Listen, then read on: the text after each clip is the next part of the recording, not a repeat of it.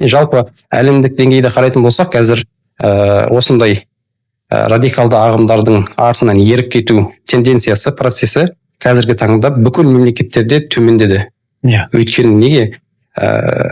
Халық, мемлекет бұны сабақ ретінде көрді ғой, басына тиді сол таяқ.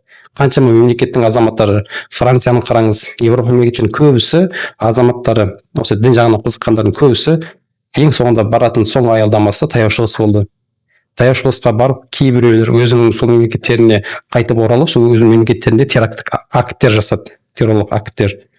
Енді соның барлығынан мемлекеттер сабақ алды ғой. Сол үшін соған қарсы иммунитетті қалыптастыруды ең бірінші қолға алған мемлекет болды Қазақстанда. Сол үшін діни оқу орындарын ашпасақ болмайды. Сен қаншалықты адамды діннен айырсаң айыр, бірақ қоғамды ешбір уақытта діннен айыра алмайсың.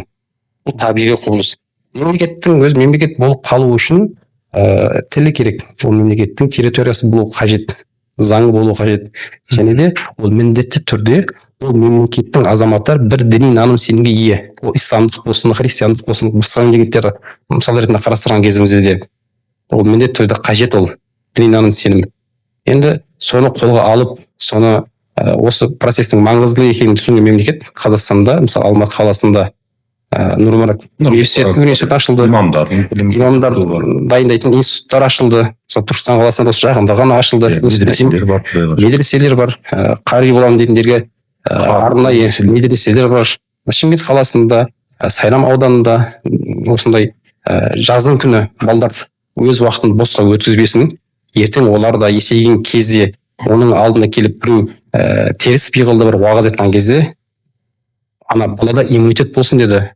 Аға, қоя тұрыңыз, сіздің айтқаныңыз менің бұған дейінгі естігендеріме қарсы келіп тұр. Ренжімеңіз, мен сізді тыңдамаймын дейтін деңгейге қазіргі кезде мүфтияттың өзі де имани жас бағдарламасының негізі мақсаты, міндеті сол ғой. Әркімнің айдауында еріп кетпесін, өзіндік тұлға ретінде қалыптасқандығы үшін өзіндік діни танымы болсын, діни көзқарасы, позициясы болсын. Оның діни позициясын, діни иммунитетін қалыптастырған кезде біз бұл жерде тарихи және географиялық шарттарды, алғы шарттарды ескеріп, оның барлығын беріп жатыр. Имам ағаларымыздың барлығы. Ол жерде ұлттық құндылықтар да уағыздардың арасында, ата-анаға құрмет, ұлттық құндылықтар, көрші ақысы деген секілді біздің қазақ болып қалыптасу үшін қаншама алғы шарттар болған болса, солардың барлығын осы имани жаз бағдарламаларында, медреседе де дәл сондай мәдени сабақтар, әртүрлі кружоктар ұйымдастырып жатыр. Енді діни иммунитет айтқаныңыз секілді өте маңызды. Діни иммунитет болмаса, адам адасушылыққа ұшырауы өте жылдам.